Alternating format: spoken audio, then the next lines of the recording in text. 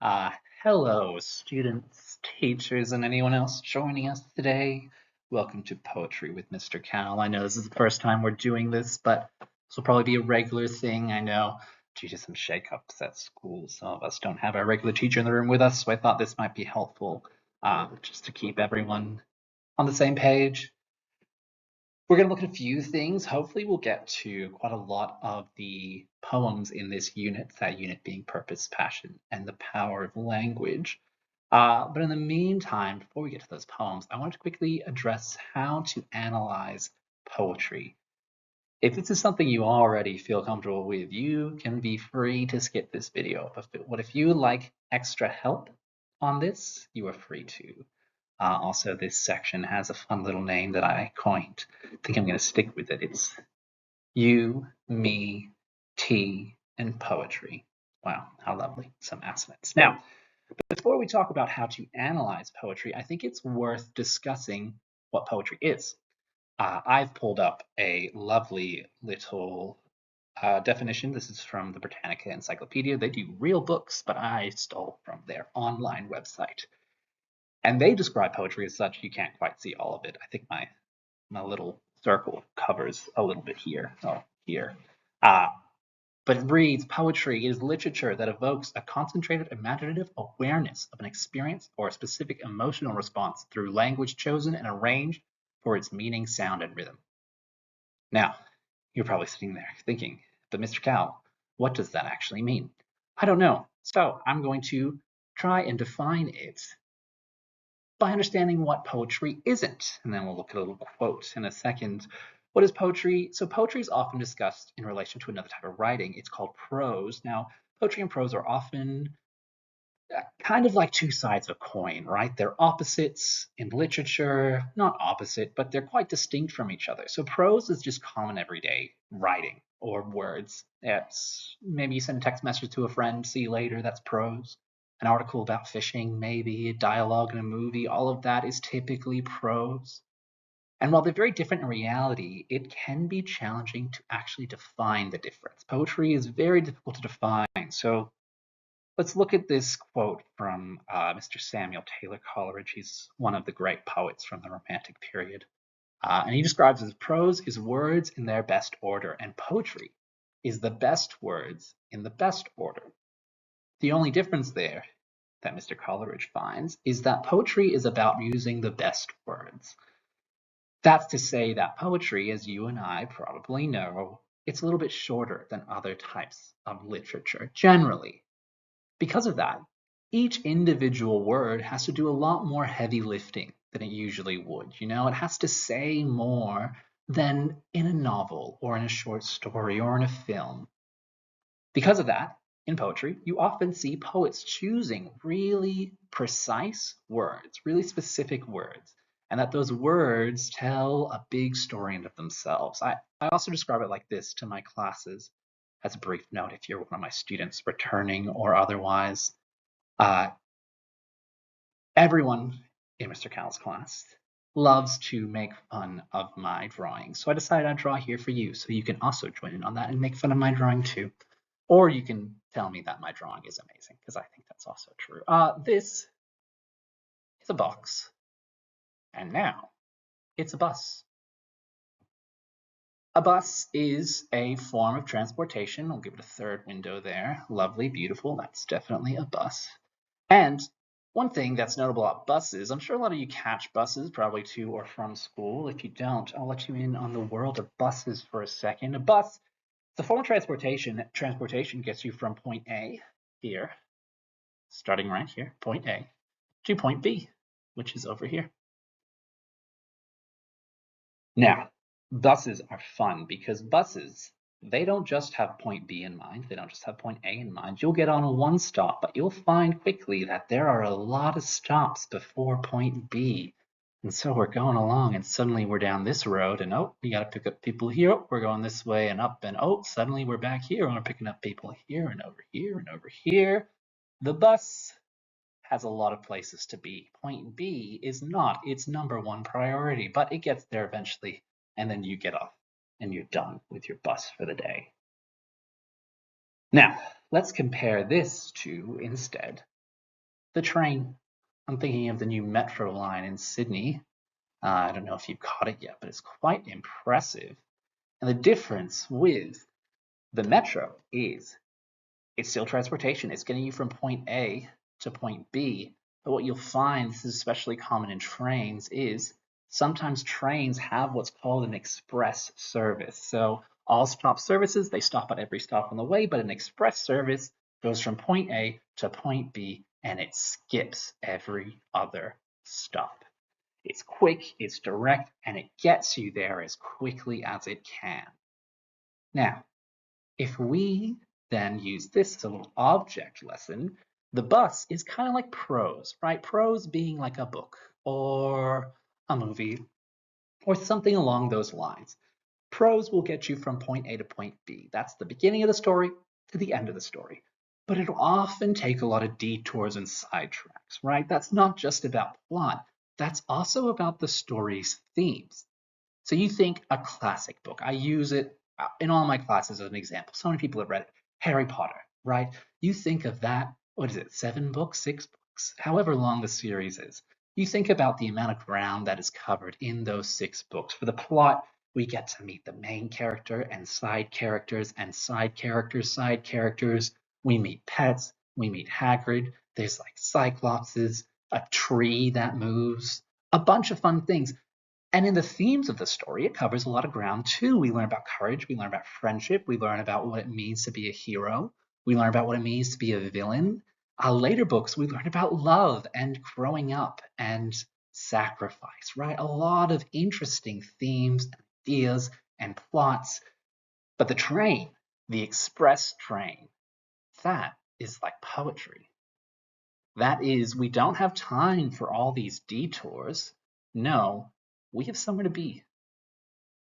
Poetry is about getting you from the beginning to the end of the text, the poem in this sense, as quickly as possible. And beyond just that, it's also looking at communicating its themes as efficiently as possible. We don't have time to look at courage and friendship and love and growing up. There is usually one core message that the poem is trying to communicate, and it does so efficiently. So in the grand scheme of things, that is generally how we understand the difference between prose and poetry, or what makes poetry distinct. This is not a perfect definition, right? This is just hopefully a helpful way to look at it. But what this does is actually informs our analysis, right? So we're about to move from understanding what poetry is to now looking at how do we analyze poetry. For those wondering, I'm having, I don't know if you can see it, it's called New York Breakfast. It's from T2. It's very nice tea. I like it a lot. It's a little bit of caramel flavor. It's quite lovely. When looking at how to analyze poetry, right, we're looking at this fast, efficient, sleek form of communication. It looks to get us from point A to point B as quickly as possible. And so these are generally the steps that I'd suggest when you go through poetry. I learned this at university from a magnificent lecturer. His name's Dr. David Hastie. If you look up his name, he's quite a leading voice in schooling in Australia. He's an exceptional man. And he gave me a structure similar to this. And this is generally how it goes. So for a poem, the first place that we start is experiencing the poem. Because in the end, poems are about experience, either sharing an experience with you or informing you of an experience or taking you through an experience. And so the first thing to do is read the poem aloud to yourself. I'm going to give you a little method to do that later. If you're a returning student of mine, I know you guys love this one. Have the poem read aloud to you. Then you're going to define any unknown words or terms. And that's your experiencing section. Next, you have structure. Structure is about counting the number of lines and stanzas. We'll go into exactly what those words mean in a second. You'll look for and just jot down rhythmic scheme, and then what this 6th point says. You can't quite see it. Sorry, my screen blocks it. Look for and record rhyme scheme. So a few things. First of all, lines and stanzas. It's like sentences and paragraphs, but for poems. We'll get into what that looks like in a second when we look at our example. 5 is rhythmic scheme. So in poetry, it's especially about sound and how words sound together. That's why we read the poem aloud, right? You can't just read it on the page because a lot of the beauty of poetry is often expressed in how it's heard or how it's spoken. So rhythmic scheme refers to if there's a certain amount of syllables per line, but it also refers to how the stresses and the non-stresses are ordered in those lines. Now, this depends where you're jumping in with us. If you are in year 8 doing this purpose, passion, power of language unit, then this won't be so relevant, right? Rhythmic scheme is a little bit advanced. We do that in later years. But if you're coming later on in your journey with poetry, then you'll know, sorry, you won't know yet. Well, hopefully you know. This will soon become quite important. And then rhyme scheme. Rhyme scheme is not just any random rhyme. It's consistent patterns of rhyme in a piece, right? So if there's 20 lines and only 2 of them rhyme, that's probably not a rhyme scheme. That's just rhyme. But if there's 20 lines and 18 of them rhyme, that seems like there might be a pattern there. That structure, and the important part with structure is that sometimes the structure has hidden meaning for us. Sometimes within the structure, so for example, a sonnet, it always has 14 lines. Those 14 lines rhyme in a very specific way, and it always talks about love. So sometimes structure can help us get a head start on understanding what a poem means. This isn't usually relevant until a little bit later on when you start hitting more advanced poems, but it's still worth keeping an eye out for. It helps our analysis. The next is understanding. So what you'll do is you'll go through and paraphrase the literal meaning of each line and stanza. So what paraphrase means is it means just rewrite the words, but in simple English, right? What they literally mean. Poems often deal with metaphors or similes or other types of figurative languages or structures, and paraphrasing it just helps us be clear on what is the poem literally saying. You then will note down any notes about the mood, atmosphere, tone of the poem. You'll note that's kind of a broad thing, mood, atmosphere, tone. The whole idea is like, what's the vibe of the poem? What does it feel like to read? What does it feel like to hear? And then, step 9, we'll consider and note down what ideas the poem might be addressing. So we're not yet analyzing, but after making sure we understand the poem and its structure, we're starting to think, what is this poem saying about other ideas? Is it saying something about love? Is it saying something about freedom? Is it saying something about Easter eggs? I don't know. We are starting to think about what it might mean. Then this is our final section. We then go through and do our actual analysis. What that means is going line by line, and you're looking for noteworthy artistic choices. I've written down techniques here, but you'll find often that you aren't looking for techniques, you're just looking for things that are notable, right? Oh, the author didn't use a full stop here, even though it's the end of a sentence. That feels important. I might just make a note of that. Or the author started 3 sentences in a row with the word and. Maybe that's significant, that repetition. Even if you don't know the technique, if you see something that you think is important or intentional, you want to note that down. And then finally, step 11 is, and again, we can't quite see this one, but it says consider the thematic purpose of the work.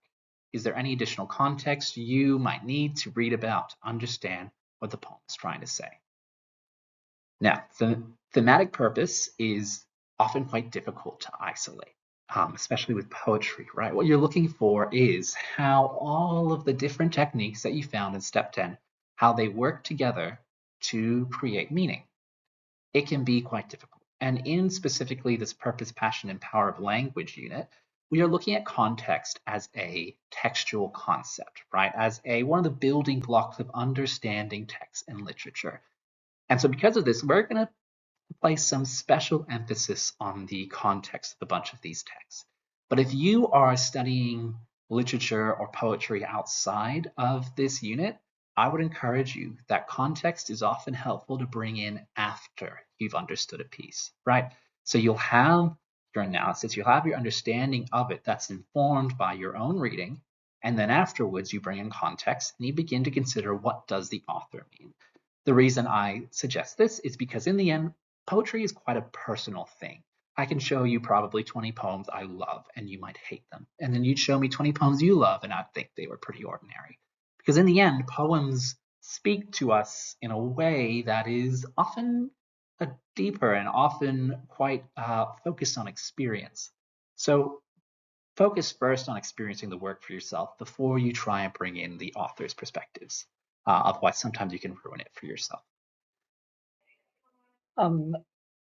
I, in the original plan, was going to go through a poem and show you exactly what that process looks like in practice, but then I checked the timestamp and it was 45 minutes long.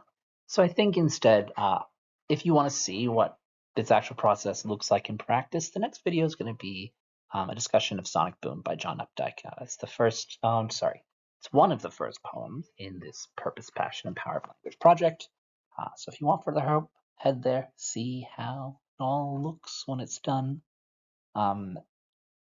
Otherwise, I'll see you next time on You, Me, Tea, and Poetry. I hope you enjoyed your stay. Hope you enjoyed your tea.